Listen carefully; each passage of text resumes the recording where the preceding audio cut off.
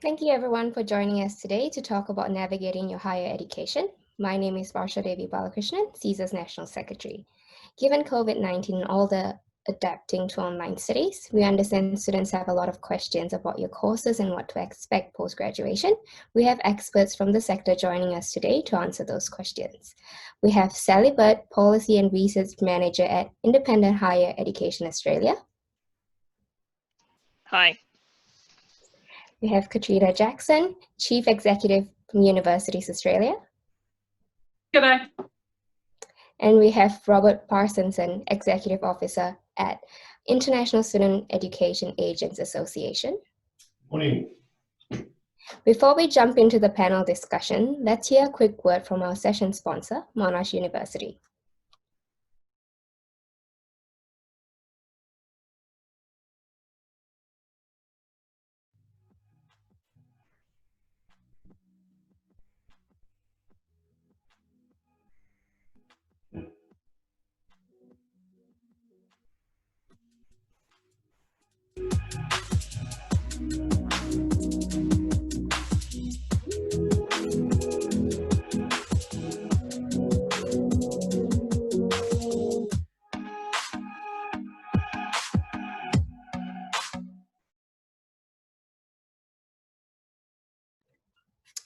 All right, so let's kick it off with the discussion for Sally. So what role does IHEA play in higher education sector and in supporting international students?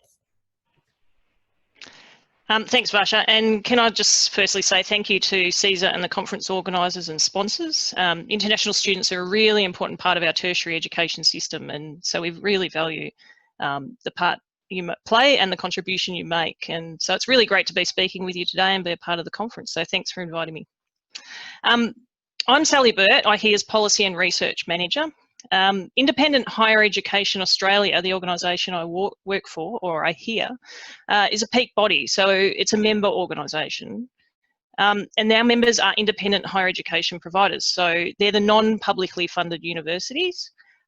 So our members range from big universities, privately funded universities, to small institutions that sometimes just cover one or two areas and disciplines that they offer courses in.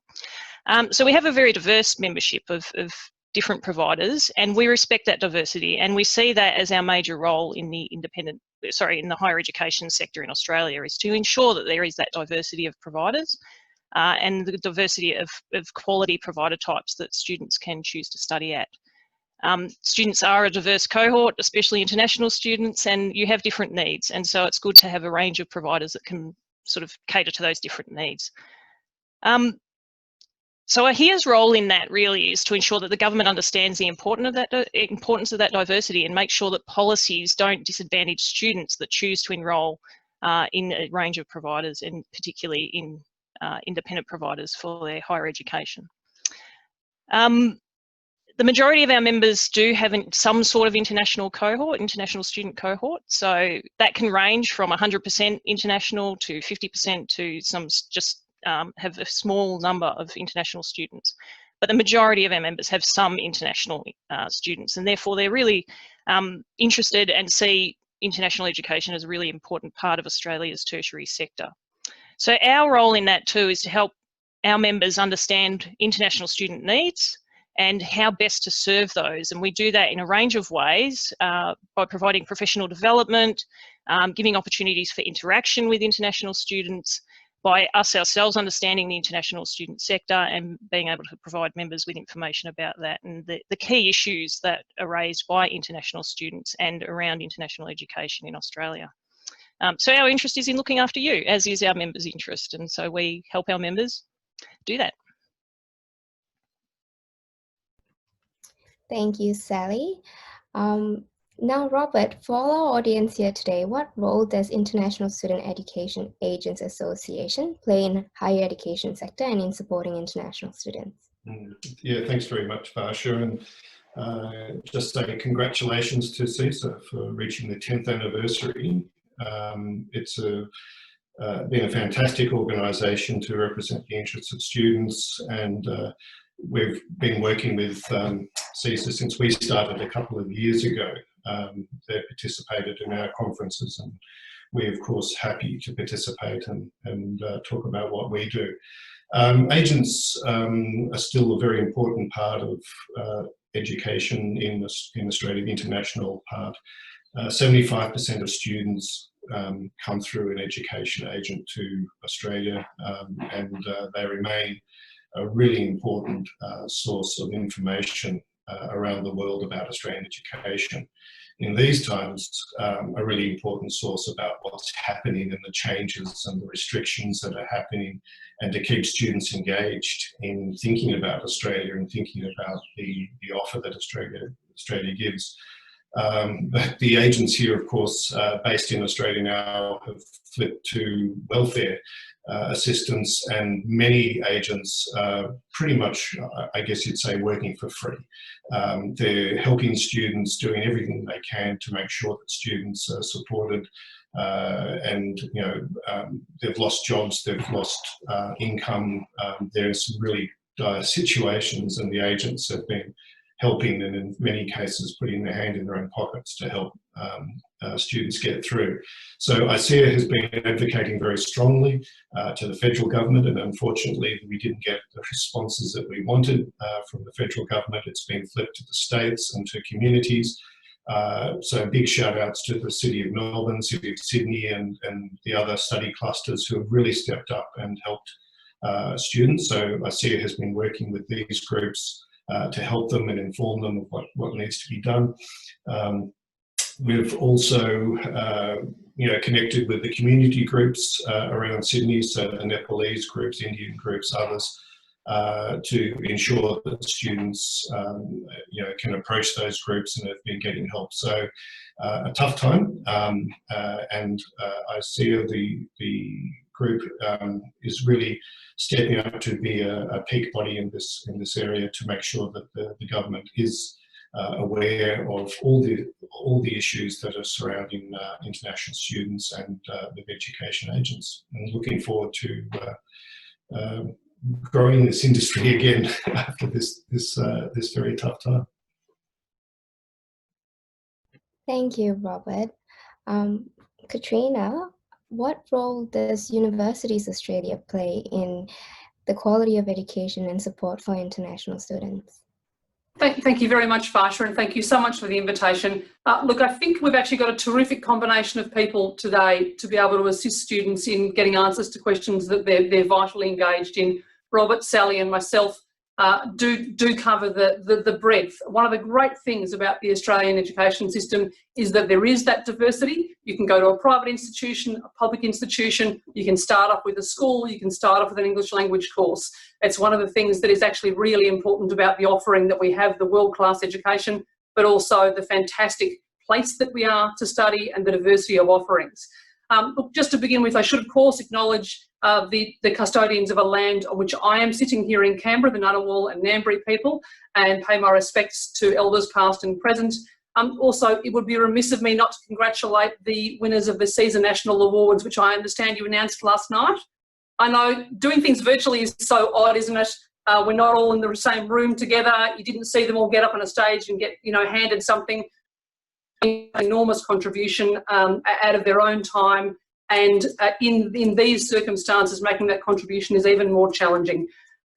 Universities Australia is the peak body for all the public comprehensive universities in Australia. So that means our 39 big universities. You'll know the names of many of those. One of the great things about Australia is that you have a diversity of offerings, public and private, but also the public system is very strong here, and we have tradition based in a really rock solid foundation of substantial public comprehensive universities. When I say comprehensive, that means going across almost all subjects. So almost any university you go to, you get a really substantial range of offerings.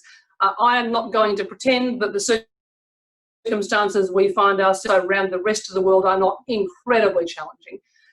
For this particular audience, I mean, it is tough for everyone, whether you're studying at a university, whether you're studying in a vocational college, whether you're trying to find a job. Things are really, really tough at the moment. The two groups that I wanted to focus on very briefly in introductory remarks were international students both here in Australia and international students still at home because they cannot get here because of border closures. I think these two groups of students deserve our particular and acute and compassionate attention. I cannot think personally of anything worse than being away from my family at a time like this, away from my support network. We know that when students come here, they are surrounded by a fantastic community, and a part of our job now is to make sure that those students who are here, and a very large number of international students are here. So of the 1.4 million students who are studying both domestic and international, about 400,000 of those are international students. About 90,000 of those are at the moment offshore because they can't get here, but more than 300,000 are here. This is a very strange time. Everyone's studying, almost everyone still is studying online at home or from a dorm somewhere. This is very unusual, and I am incredibly impressed by how students have adapted. Students and staff who've turned curriculums into online offerings overnight. Students have adapted so well to something that is not normal, that is not regular, that is not the way they assumed their education here in Australia was going to be. It has been fantastic to see people step up and really deal with that incredibly challenging set of circumstances, both just all around them, but also in their really different study circumstances. It's been really impressive to see the student body and the staff body just adapt to very different circumstances. We are incredibly keen to see students back on campus, but we all know, and if you watch developments all around the world, but you watch in Victoria and New South Wales, we know we have to be really careful, really, really careful. And that is in the interests of every single student and every single member of staff to do this very carefully, very gradually, absolutely in line with the medical advice so that we don't expose people to any unnecessary risk. So we're just so enthusiastic to see people back on campus, but we won't do that until the health authorities tell us it's the right time. We won't open borders, we won't run pilots until the health authorities tell us it's the right time. And that's the right thing for us to do in the interest of all students and all staff. The last group I want to talk about is international students who are overseas still. And I know in a sense some have gone home, a small number went home because that was exactly the right thing for them to do. Their countries called them back, or they decided they would just rather be at home with their family at a time like this. But some are at home and they would rather be here. And I understand how difficult that must be, being remote from your cohort of students, your colleagues in class, in a country which may be in worse circumstances than Australia. And let's be honest, there are many who are in worse circumstances than we are. Our hearts absolutely go out to every single one of those students. And all the universities I represent have made an enormous effort to contact every single student individually. Did that in the first couple of weeks of this crisis. And you think that's easy. Actually, it's not easy because students are adults. They don't ask permission when they go home for Chinese New Year, or they go home for holidays, or they go somewhere else. So finding every single student was a big job, and government helped us with that. But that continuing connection with students as they are studying, wherever they're studying from their garage, from their lounge room, from their bedroom, in Sri Lanka or in Beijing or in Abu Dhabi or in suburban Canberra, universities are trying everything they can to keep in contact as much as they can. Those students who are on campus, sorry, not on campus, in their rooms here in Australia have reached out to universities for support, and there has been a huge range. I know we'll get to this in questions, but there have been tens of millions of dollars have gone out of universities for hardship payments to students who have found themselves without a job to support themselves through absolutely no fault of their own. But also there have been a whole range of other schemes to try and support students who come from somewhere else, who are just faced by an additional set of challenges, being in a different country and not on campus as they expected to be. I'll stop there. Thank you, Catriona. I think that was a really heartfelt message, and I think it resonated with a lot of the audience as it did with myself. So I think that's a message that was really nice, and thank you for sharing that. Now that we've heard and gotten to know about IHEA, ISEAA, and UA, given the transition to online studies, in your opinion, do you think international students are still getting the most out of their university degree? And is the quality of education still the same? Shall we start off with you, Robert? Yeah. Thanks, Varsha, and thanks for those words, Catriona. They're certainly, we do feel for students stuck overseas and in there. So that question on online education is certainly a big one amongst agents and others. And I would say that in terms of quality, yes, absolutely. Universities are doing their utmost to deliver a high quality study experience online. If we think about it, we couldn't have done any of this a few years ago. We are in a position where we can actually go online quickly and deliver a good product. And as one who did a fully online degree recently, I can attest as a consumer, it's a good product. What we can't deliver is the immersive experience for the students, and that's been of course, the big disappointment of a lot of students. We miss out on the experience. But a quick survey around some members before this panel, there is a lot of things happening. A lot of people are achieving better marks than they would have in a face-to-face. They have a lot of time on their hands, plenty of time to study. Some returned, as Catriona said, because the experience isn't any different. I can be online at home, I can be online here, I may as well be back with my parents living there cheaply back in the country, and so some did that.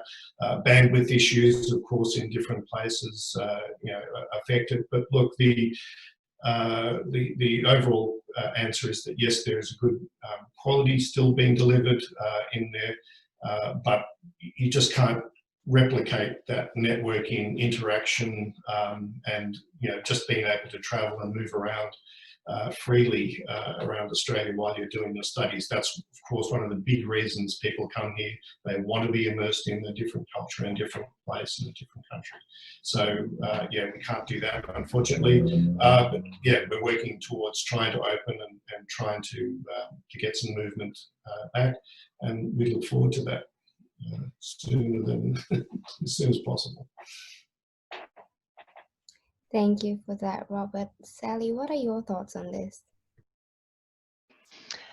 Yeah, I agree with Robert. It's an unfortunate situation that we find ourselves in, and it's unprecedented. It's not something anyone was expecting, anything people would have planned for, and it's not an enjoyable process for educators to be switched to a different environment than they were hoping to be delivering in. But I agree with Robert. The quality is there. I can speak from experience. In my previous role, I was an online lecturer for UNSW, and so I began my online lecturing in 2007, and the difference between that and the online lecturing I was doing a couple of years ago was huge. We've learned a lot about how to do it and how to do it well and how to get students engaged, and I can also say that there's a difference in delivery styles and modes of teaching that occur in the classroom as well as online, and so it's not an inherent kind of online issue. And so the quality is good. We've learned a lot. We know how to deliver online very well. And I agree with Robert. The major thing is that immersive kind of experience, the engagement with other students, which you can do online. As I say, we've learned a lot about how to do that online and how to get students to interact with each other online, which is fabulous. But it's not quite the same as being face-to-face and having a conversation. And that's the part of my job that I'm missing, is being able to see Robert and Catriona face-to-face in meetings and other things, and being able to interact with my members. But it's something we're all facing, and we're all doing our best to move through in the best way that we can, and we're trying our hardest. Independent providers are also trying their hardest to deliver the best quality online education that they can in this environment, and hoping dearly that we will be able to get back into a more interactive space as soon as possible. The big hope is that this is a small part of whatever qualification it is that you've come to study, and it's a moment in time, and hopefully before this happened or after, depending on your progress and where you are at in your qualification studies, you will have that opportunity to have that experience of immersing yourself in an Australian culture and getting to know Australian students and Australian community in general. And we hope to get back to that as soon as possible. Thanks. Thank you, Sally. Catriona, what are your thoughts on this? So for the, say, sciences, engineering, where there's more hands-on technical stuff, how is that being adapted to be provided online? How do students get that technical skills in the time of COVID-19, where online studies is happening? Look, Varsha, let's not pretend this isn't very, very challenging. And university lecturers and students together have been working on how on earth it is you do things that you wouldn't really have thought were possible online 3, 4, 5 months ago. But look, Sally's made a very good point. Australia has actually specialised. There are a number of universities who've specialised in online education. So we have serious runs on the board here. So when it became clear that every university was going to have to transition everything virtually overnight into online, there are a number of universities who have been doing it and doing it very well for a considerable period. So we had some really good practice to bounce off. Look, I have family members and members, obviously, who teach in universities who don't just teach science and engineering, but teach creative arts. It's extremely difficult to do ballet via Zoom, but they're doing it. I mean, you'd think it was impossible, wouldn't you? Just impossible.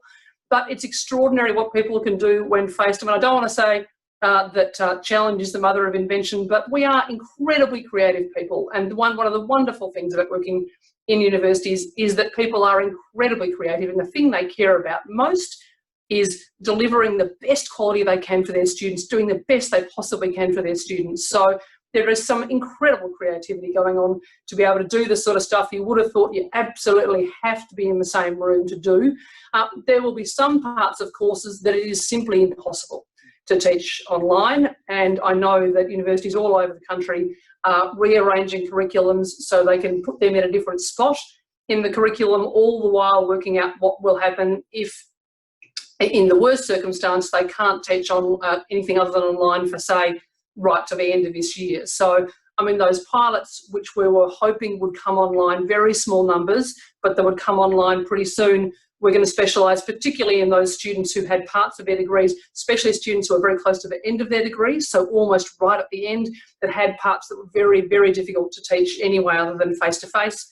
We are hoping that those pilots will be able to come back on stream once we're through the current period with Victoria, and that students that genuinely really have to have some part online will be able to do it sooner rather than later. But for those bits you can't do virtually, it'll just have to get moved further along the degree and picked up later. This is by no means ideal, but we all know why it's happening. It's happening because we're faced with a health challenge, the like of which we've just not seen before.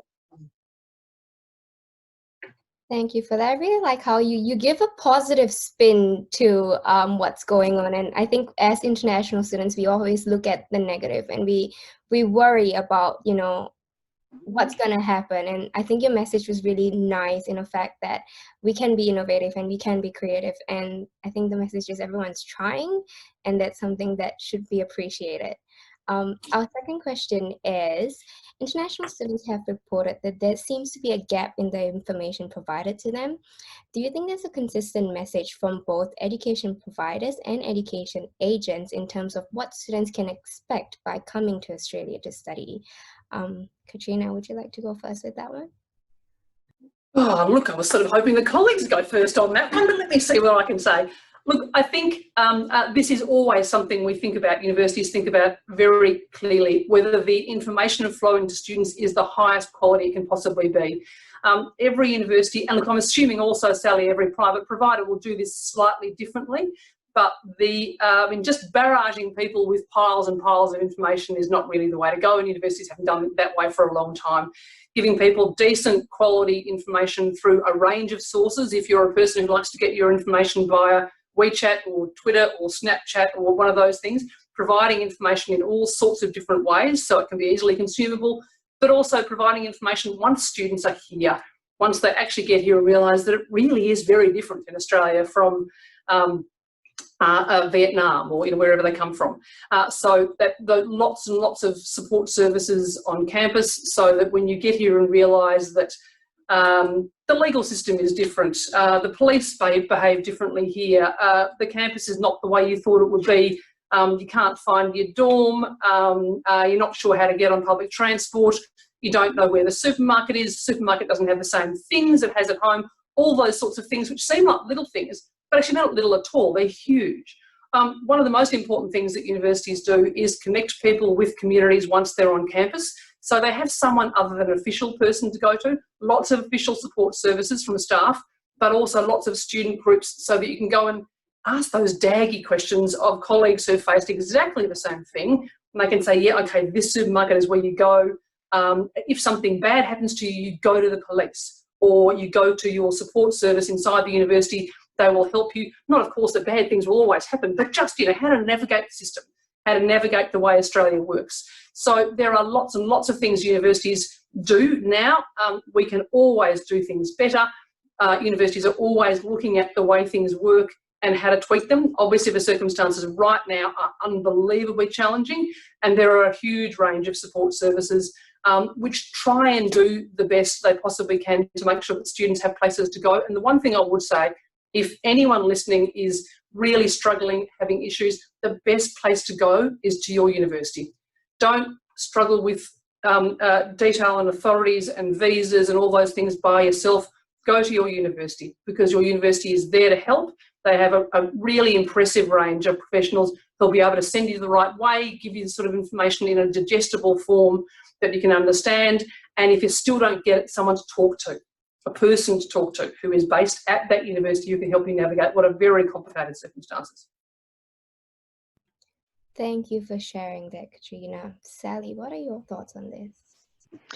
Yeah, I agree with Catriona. It's in the provider's interest to provide students with as much and as important information as they can, and make sure that messaging is consistent and that students' expectations are met when they arrive. So that's the aim that providers are all trying to achieve. And it is a very diverse and complex issue in terms of different students have different needs, and they also have different sources where they seek their information from. And so the best thing that providers can do is be a conduit of that information and offer you the range of sources. But students really have to be a little bit proactive in terms of sort of finding out what they want to know, and then letting their institution know what it is they want to know. And then the institution can point them in the right direction. But we can't provide every student with every piece of information they need to know before they arrive. And by saying this, I'm not suggesting for 1 minute that misrepresentation or misinformation is, should be at all put out there to alter students' expectations. It should be, as truthful as it can, and the sector does that. And UA has been doing some research on ensuring that is achievable for the sector. So finding out what it is students want to know and the best ways to provide that information to them. So it's a sector concern that peak bodies like UA and IHEA are working on to ensure that students do get the information they need in the way they are going to best receive it and best understand it, and it can be most useful to them. So, thanks. Thank you, Sally. And Robert? Yeah, thanks, Varsha. It's a really, really important question, and one that agents, of course, have to deal with. Sometimes agents are accused of inflating expectations of students coming out to Australia. So it's one of the questions that we grapple with constantly, is to make sure that agents deliver a reality rather than what may possibly happen. Migration is a big issue.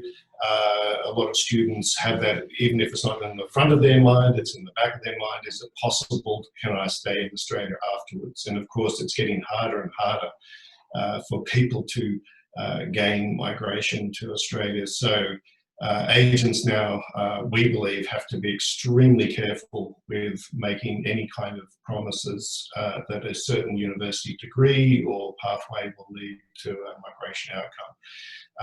We believe that it should be talked about in a more open manner. We have this kind of crazy thing. We have this breaking of the nexus between education and migration. Other countries like Canada don't have a problem with it at all.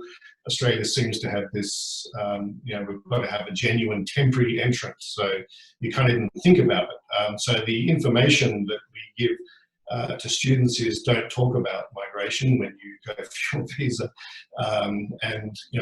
It's this very strange disconnect that we have.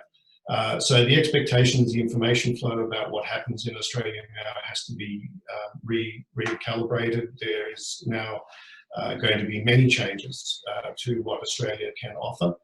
So the return on investment, if you like, of the parents and the students to take education in Australia, we've got to be absolutely straight with the students on what the expectations are and what can happen. We can't just sell hope to the student. We have to sell the reality of what's going to happen in this era. So yeah, the agents are and for our organisation, that is a real issue that we keep on trying to promote to the agents. Don't take the word of your provider, because they rely on the provider to give the information about what can happen. We've seen agents get into real trouble on that, not so much from the university, but in some of the private vocational areas. So we're saying to agents, you're responsible also. Just don't take the word. Check it with migration agents, migration lawyers. Don't just take a message and broadcast it. Make sure the message is one that you can actually believe in, and tell the student, and they can actually expect that to happen. Things do change. Unfortunately, our migration rules change by the month in here, so it's very difficult for everyone to keep up. But we believe that it's important for the agents not to inflate expectations of what happens here. Once agents are critical components of keeping students up to date with what's happening, or if there's communications with the provider, agents often help with that as well. So agents remain a very important conduit for information, but they've got to give accurate information, and not what the student wants to hear. Catriona, were you about to jump in and say something? Look, if I could just add something, look, I think what Robert says is very important. So we're agreeing an awful lot. I'll try not to just agree with everything Sally and Robert says. It gets a bit nauseating after a while, doesn't it?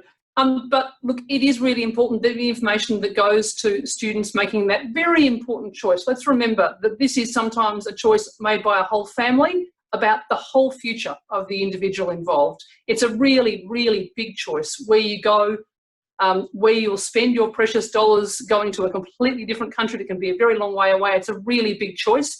So accurate information is really important. Every single university tries to make sure that the information is as absolutely right on as it can be. But of course, we don't control entrance to the country. So the government controls that. What we've been arguing very solidly is that no international student should be disadvantaged by the fact that they are outside Australia at the moment through no fault of their own. They can't come because borders are shut. So what we're hoping for, and what I think will come relatively soon, is a package of small visa changes so that students who are outside Australia at the moment, or international students studying here, aren't disadvantaged by what I would describe as sort of COVID-inflicted changes to their arrangements. So things like post-study work rights, the kind of rights you have to work here that you gain after being here physically in Australia for a certain amount of time. We've been arguing very strongly to government that the having to be physically here for a certain amount of time should be wiped for the moment, because people would be here, but they just can't get here. And that things like we need to do something to reassure students who can't get a visa at the moment because offices in their country are closed, or various pieces of information they need for their visa application simply can't be obtained because the authorities they need to get that information for are shut down for the minute, that some sort of arrangement to reassure students that they will be able to get a visa, they'll be able to get here, so that students can start studying online with complete confidence that when the borders open, they'll be able to come back. It's just a matter of time. It's not a you can't come. It's just it will take some time for us to open borders, and that is to keep us safe, but also to keep you safe when you're here. So we think there'll be an announcement from government soon. Part of our job is to lobby government for this sort of stuff in the interests of all students, international students and domestic students. And we're hoping there'll be some announcements on that front relatively soon, just to reassure students that they won't be disadvantaged by things that are not their fault. Thank you, Catriona. I think that's a really important message and answers to one of the questions that the audience has asked. So for our final question, the Federal Education Minister announced fee increment for certain courses. Given that international education is $1 billion industry for Australia, do you think such a decision was made in the best interest of international students in mind? Students feel that they are effectively being told to only study or pursue certain courses in Australia, otherwise just pay more. What are your thoughts on the issue, and what is your message to international students or potential students grappling with the decision on whether or not to pursue their higher education in Australia? Robert, would you like to start off?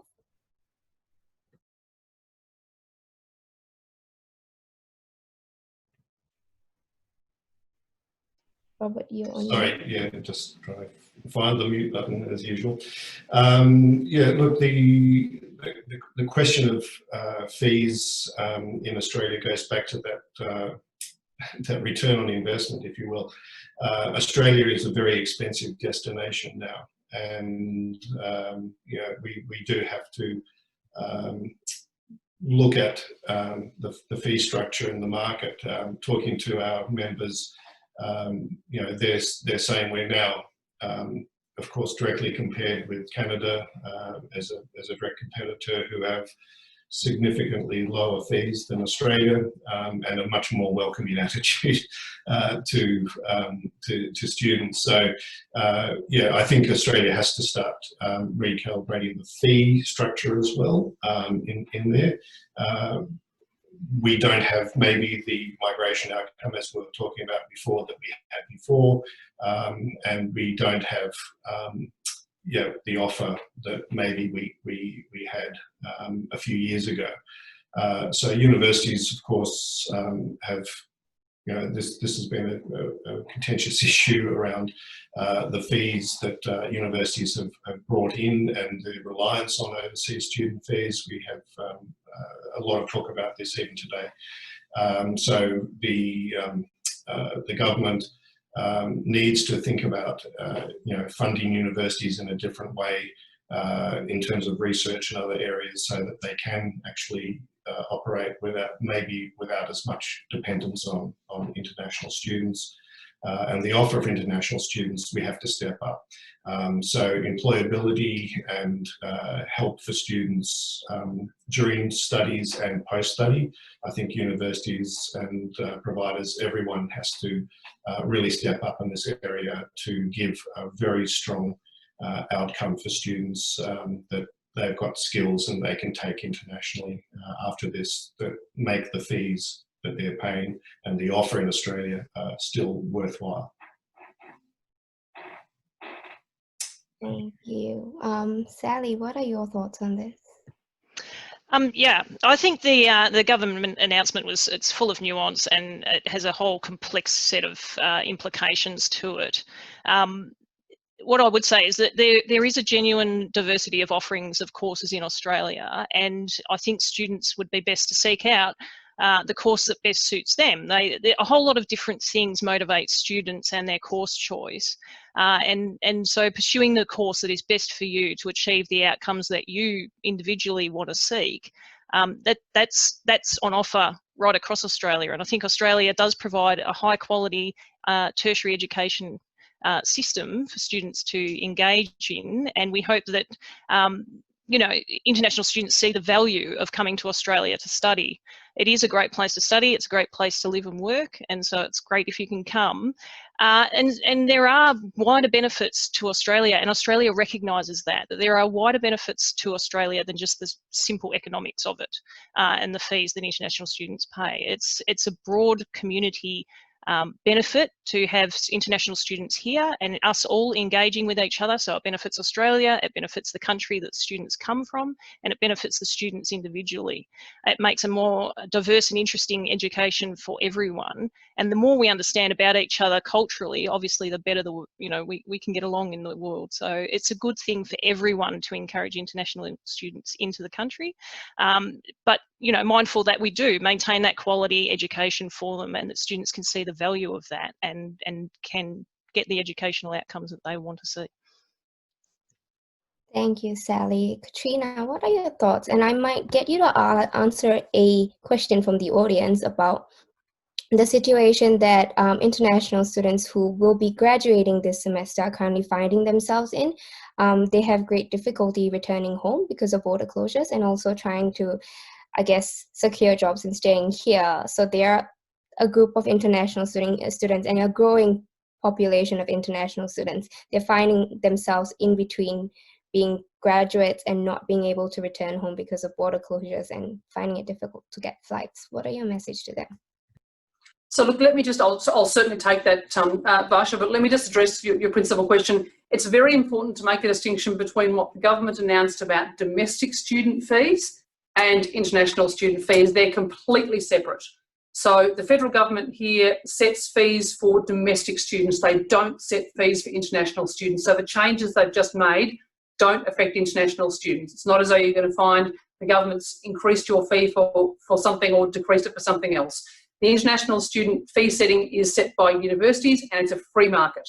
So it'll behave the way a free market behaves. And one of your colleagues, Varsha, who is studying economics, will be able to explain that much better than me, but effectively it's a free market around the world. And the reason we do well in that free market is because we have a very good offering. People want to come here because Australia has set itself up as a country that educates not just people who live here, but people from all around the region and all around the world. And we've done that for 60 years. We haven't just started doing it in the last half an hour. We've been doing it for decades and decades and decades, and we did it very consciously. We decided that as a country in the region that had a solid, high-quality university system, we had a responsibility, and it was a good thing to do for us and for the region to really open the doors of our universities and to allow students from all around the region and the world to come in. I mean, you will have found this yourself, Varsha, and everyone listening. You go back home to countries you come from, and many people who run corporations, who run governments, have had their education in Australia, and that is something Australia is incredibly proud of. It gives us a sort of understanding, as Sally referred to, of the region in which we live, the incredible rich cultural complexity of the region in which we live. It means that my children, when they go to university, will have an understanding of being a global citizen that I could only dream of. It's a completely different kettle of fish. They will be in class with students from all around the world, with leaders, with people doing all sorts of work, really important work in not-for-profits, in major corporations, in governments, all around the world. They will understand how the world works in a way that I wish I could, but I'm too old and I missed out. So I'd like to go back to university now, to be completely honest, but I don't want to put any pressure on the extra numbers. But look, it's just, that is very important. It's very important that we've done this consciously and we do it well.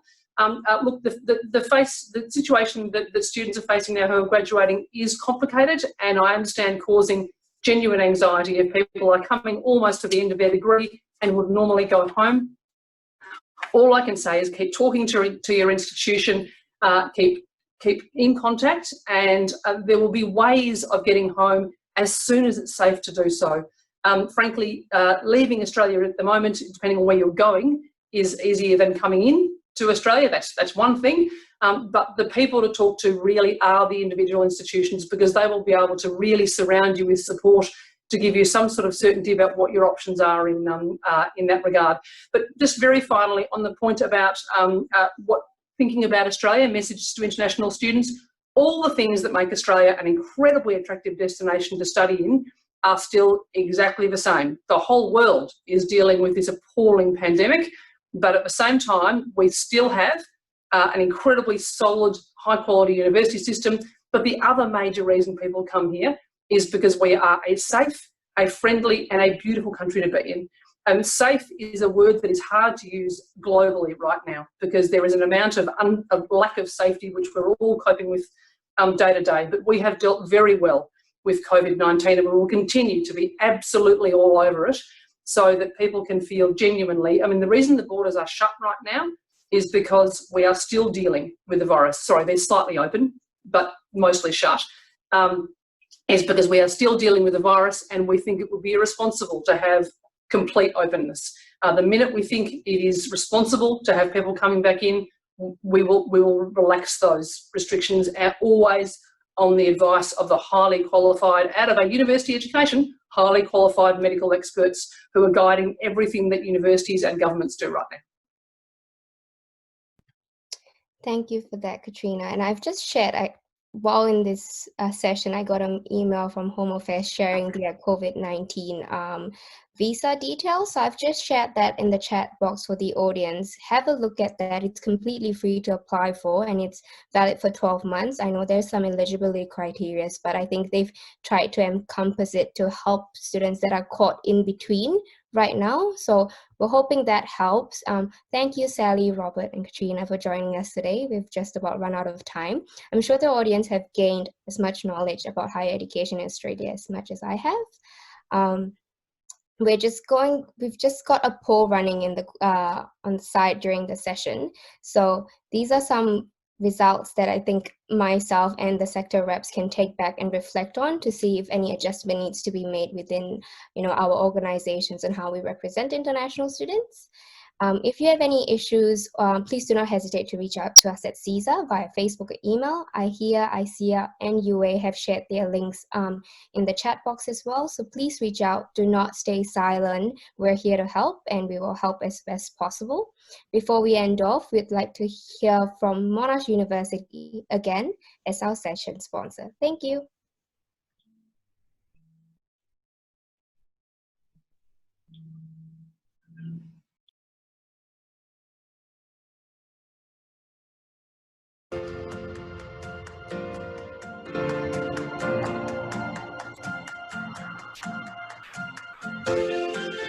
The world is changing, and we can only imagine that you're wondering what your university experience at Monash might look like now.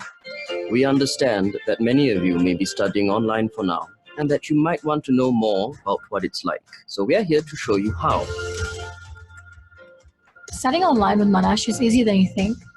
When you come to Monash, you'll have access to a range of easy-to-use tools and resources, and this doesn't change if you're studying online. Our online tools mean you can easily access your coursework, submit assignments, and chat with your teachers when you need help. Library resources and technical support are also available. It's easy to meet new people and make friends too. We have online meeting spaces, clubs and societies, and peer support programs which are all available online. You can meet other students in your course, make friends, and become a part of an active and supportive community, whether you're on or off campus. Monash will support you every step of the way, no matter what the question is. For general information and advice, Monash Connect is your student service center. You can also access online health and well-being information, from doctor's appointments to counseling, right through to online workouts with Monash Sport. On campus or online, you'll receive the same quality of education at Monash. Monash has everything you need to succeed.